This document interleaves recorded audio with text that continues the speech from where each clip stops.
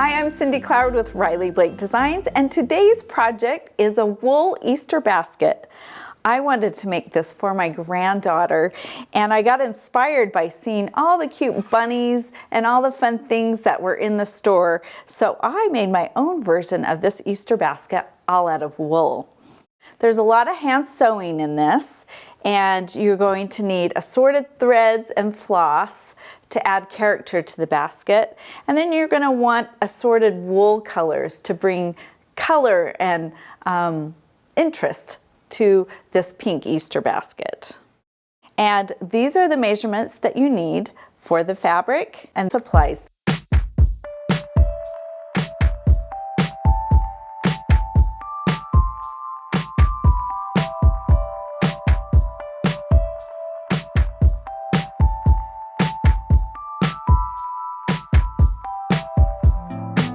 Let's talk about wool for a minute.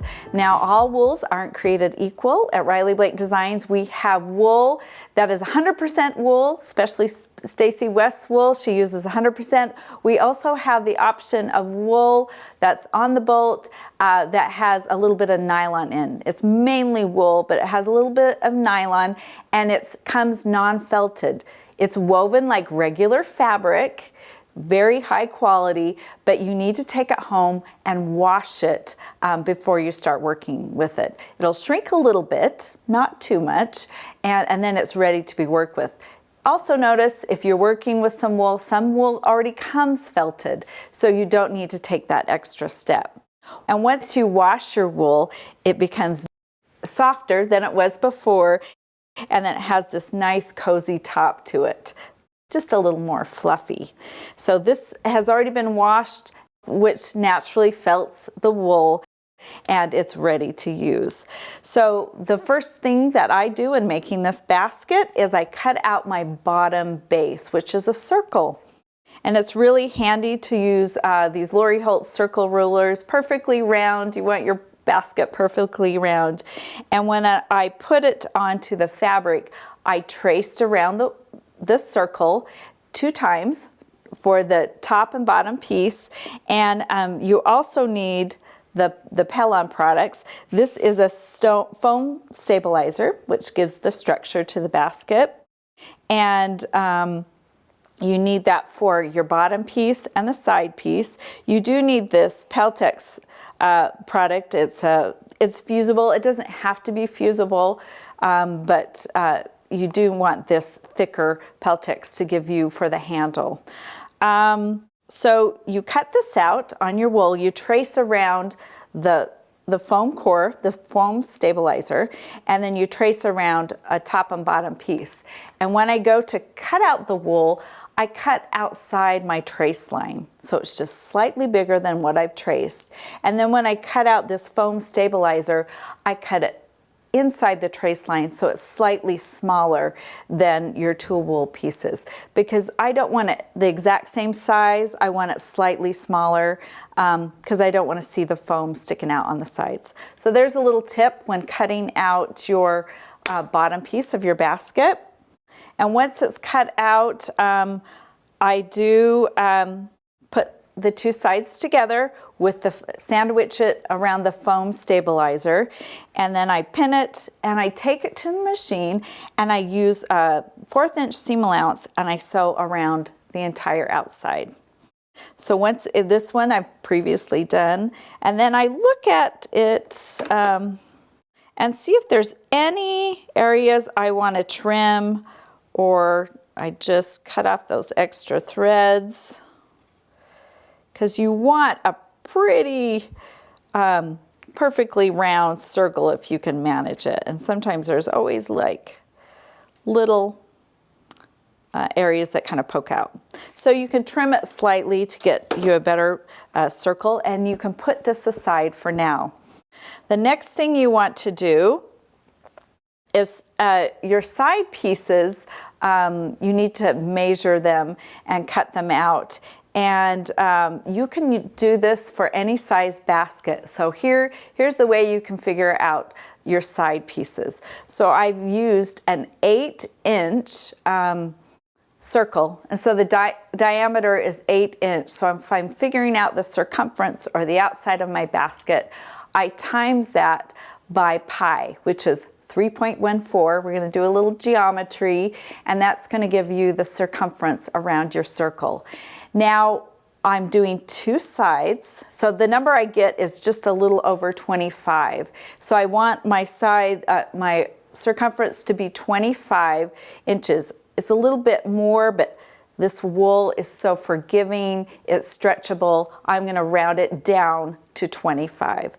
But I also want to divide that in half. So divide it by half is 12.5 because I do want to sew my 2 sides together.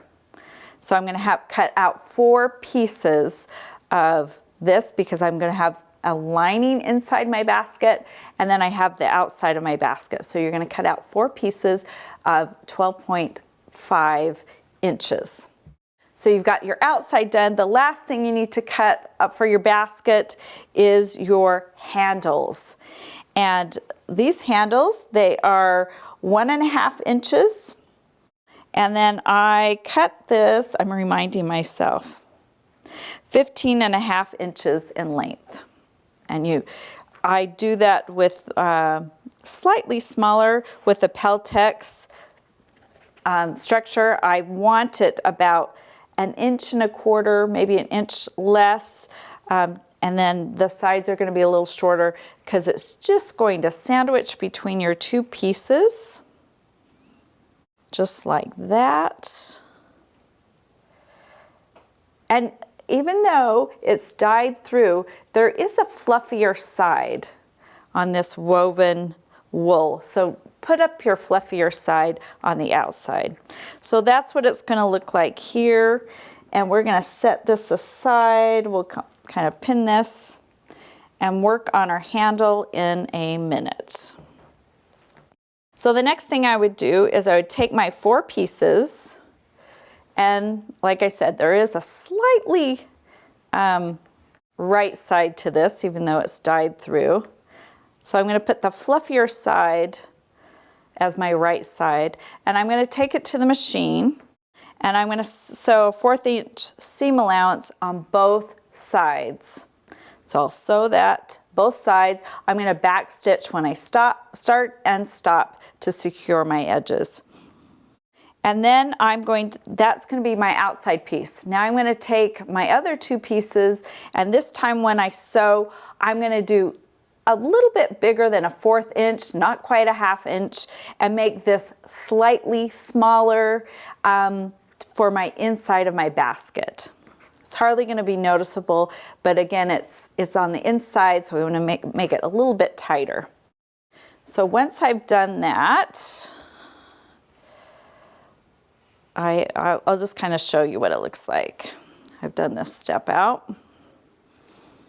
So you've got your 2 pieces made, and this is what they look like. Now you're going to take your outside piece that's ever so slightly a little bit larger, and you're going to start appliquing all your cute images.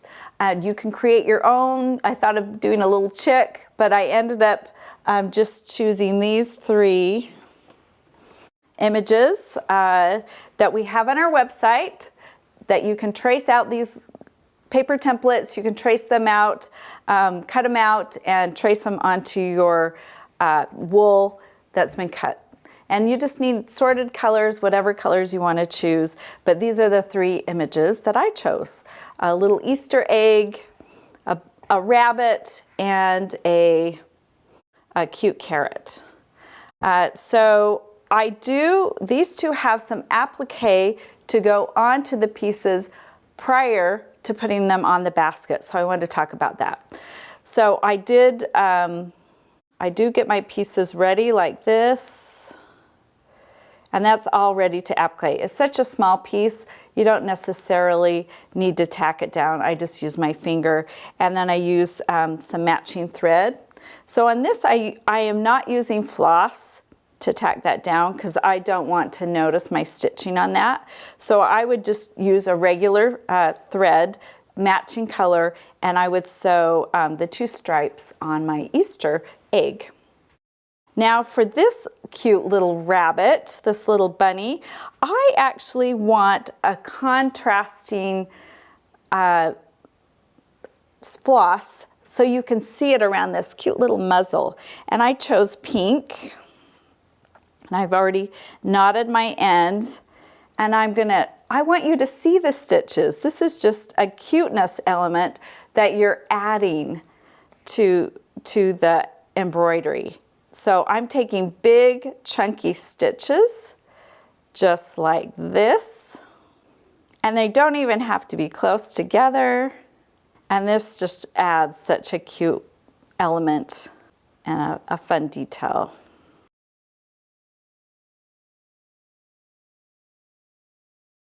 Okay, so that's been made. That's a cute little element. Grab my scissors. Just make sure I knotted that.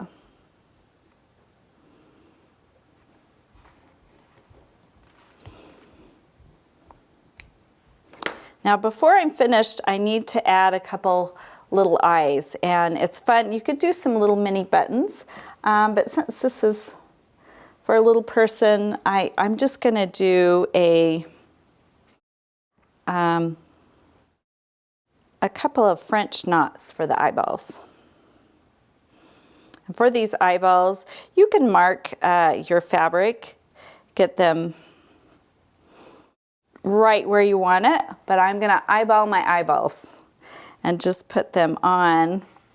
Just gonna add 2 little eyes right there above the cute little cheeks of the bunny. So it's knotted in back. This is how I do a French knot with floss. I roll it 3 times around my needle and go back down right next to my hole, not directly down from my hole. You need to catch a little bit of the fabric for wool. There's 1 eyeball there.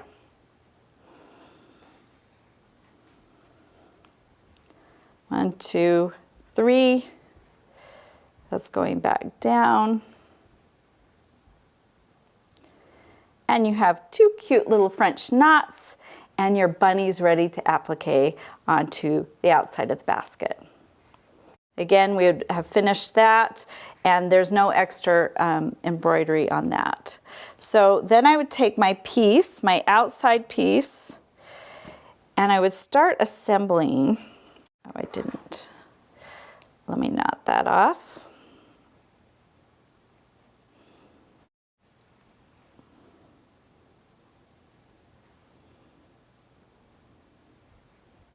Oh, and how many strands? Oh, that didn't want to knot perfectly straight. I'm going to have to take 1 more bite out of that.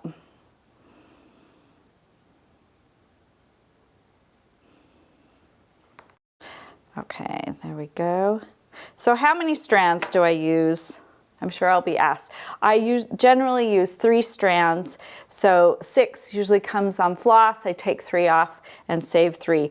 For the eyeballs, I used all 6, so it was a little more, the eyes were a little more noticeable. So my carrot is, how I did it on my basket is right in the center between the 2 seams. And then I had a bunny on each side. And then on the seam, on both ends, I put my little Easter egg. So I would lay it all out, make sure it's evenly spaced. I would make sure top, bottom, and side to side, it's all evenly spaced out on this outside piece. And then I learned this little trick working with wool from Leonie Bateman. We have a video with her working with wool, so make sure you watch that. But I secure this down with a stapler. And so I just kind of, once I get it positioned perfectly how I want. She uses a lot of glue too, just to tack it down. And since I'm going to add a little stuffing to this, I'm not using glue. I'm just going to use staples.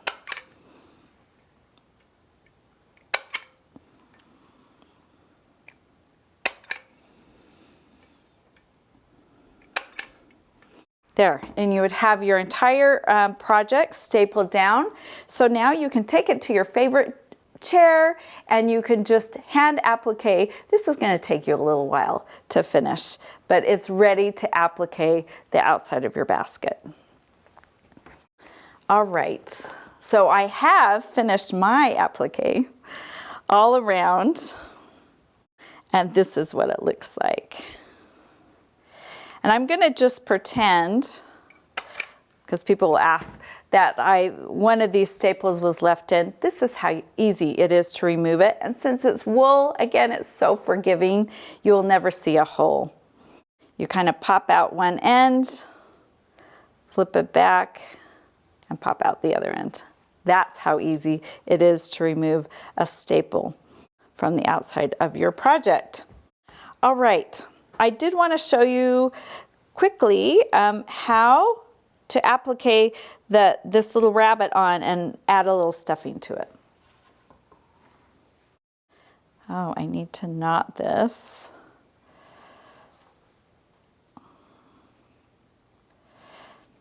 All right, so I'm going to just start over here with the ears. And I just get a good little bite of fabric. I'm using matching thread. I'm not using any floss. And I want this to just disappear into the wool. And I just go right next and I advance forward just a little, less than an 1/8 inch around.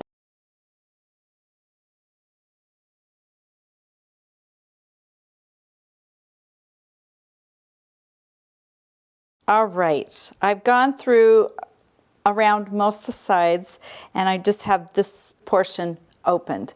So I'm going to take a little bit of my batting and I'm just going to give, oh, first I have to take out my staples.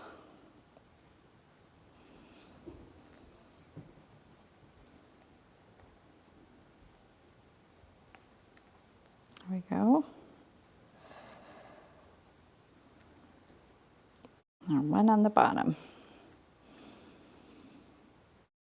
And I'm going to give this little bunny some dimension.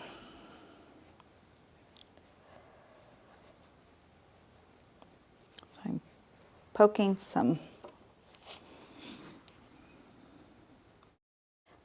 of this fluff up in the ears and then down in the face. And then I'm just going to finish stitching.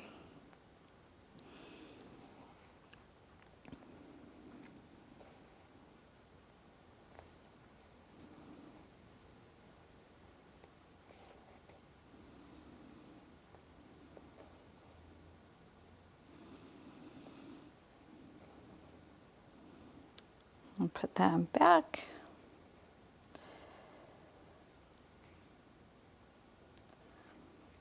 Knot it off. I usually do it twice.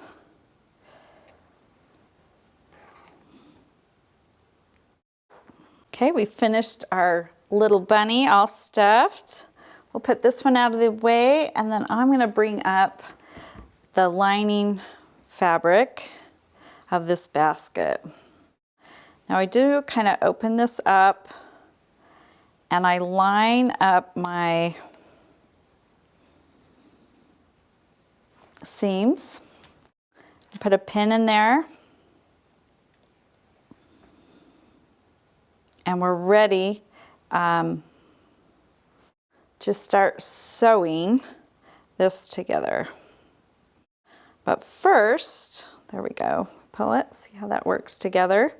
And I'm going to do a blanket stitch around the top, but I first need to add my handle. So we're going to get back to our handle right now. So I think it's a lot of fun to use a contrasting thread on the basket when you're doing your blanket stitch. But because it's contrasting, it's going to show up. So you need to practice your blanket stitches because you want them pretty even, and so when you look at it, it's noticeable. But if you have a few mistakes, it does make it handmade.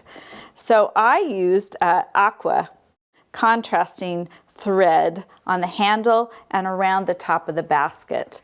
But notice I didn't want your attention to be drawn to the bottom of the basket, so I did use a pink thread on the bottom. So I used this floss, and I used 3 strands like I mentioned before. And before you do the top of your basket, I'm going to put this back over there again, you're going to do your handles.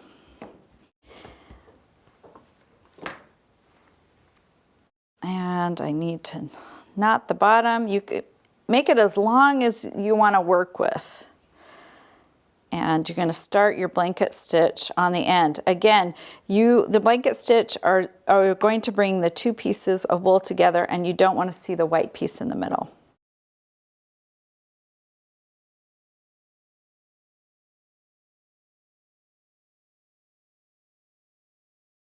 Kind of knot that off. And then I start back here. And I do a little bit bigger than 1/8 of an inch, but not quite 1/4 of an inch.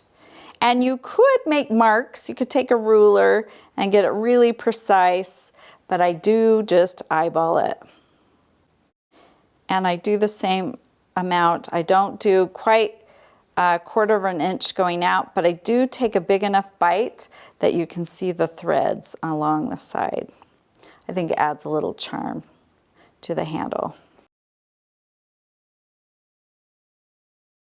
All right, we just finished our last stitch. I'm going to trim that off. I think it's a cute detail to run a thread, a coordinating thread or a contrasting thread down the middle. I thought it would be fun to use a little vintage rickrack and add another fun element. So I'm going to take this to the machine and stitch it right down the middle.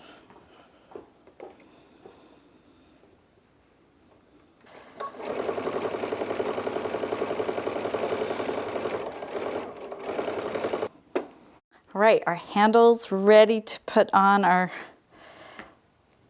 basket, outside of our basket. I line it up with the seam, just like that. Well, flip it over to the other side. Oh, I put it about 3/4 of an inch down. Now I'm going to start doing my blanket stitch on top. And I start on one of the sides. I hide my knot inside here. And then I take a little bite of the handle kind of on the side and secure that. And then I start my blanket stitch all around the top of my basket.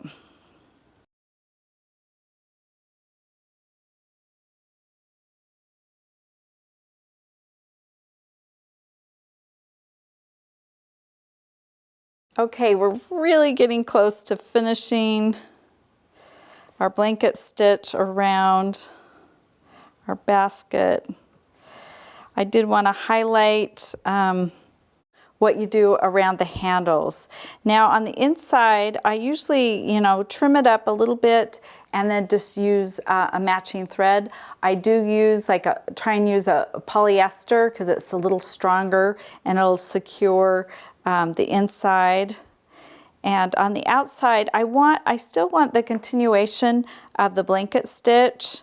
So I need to trim that just slightly because my 2 ends don't quite meet up. Now they do. So I'm going to continue the blanket stitch along the top. Like I said, the back, I'm going to tack down with a matching thread to the pink. So as I'm doing the blanket stitch, I'm just grabbing the front part of the wool. It's not going to look exactly the same, but it's going to look close enough.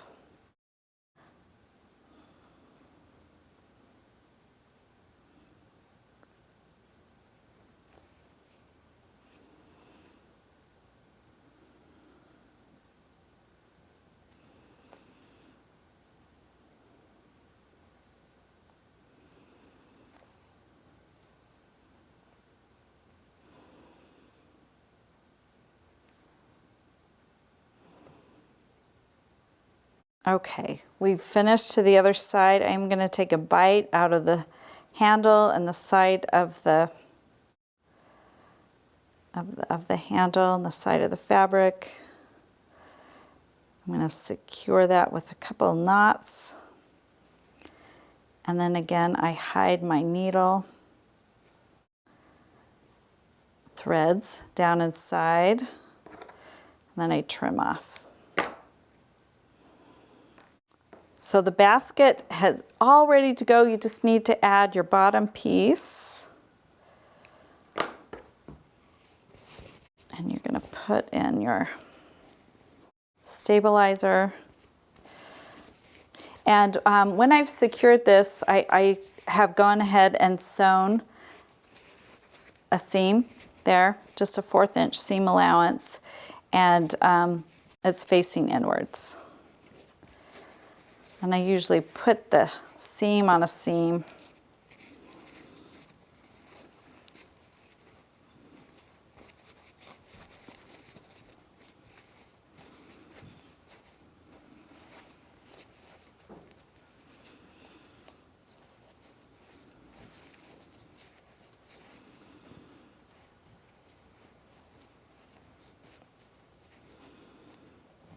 And you're just going to have to move it around.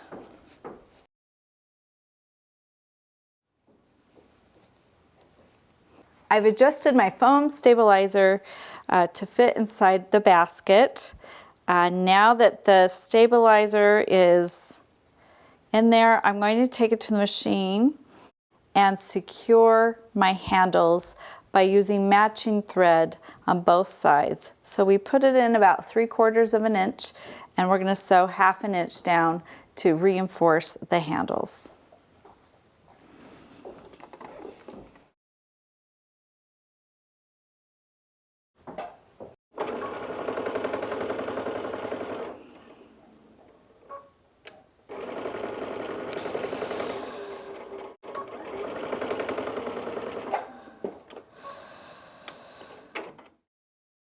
Okay, we have secured our handles, and so now we're ready to put the bottom of our basket on.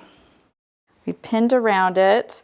I do kind of just fold it in half like that, and we have our 2 markings to make sure it's evenly distributed around. I do throw a pin in there. And then on the other side, I kind of, since I'm sewing a little bit around, I just use the other side as a marking pin. So I know this needs to line up with the other side, so it's evenly distributed around the whole outside. Now I'm going to, we know wool is very stretchable, it's forgiving, flexible. I'm going to bring my 4 pieces up. I'm going to tuck in my stabilizer inside the wool, stretch it over, and then I'm going to whip stitch this. And I have a polyester thread because it's a little stronger than cotton. And I'm going to take my 4 layers after I put this inside. I'm going to go around my basket and sew the entire bottom piece.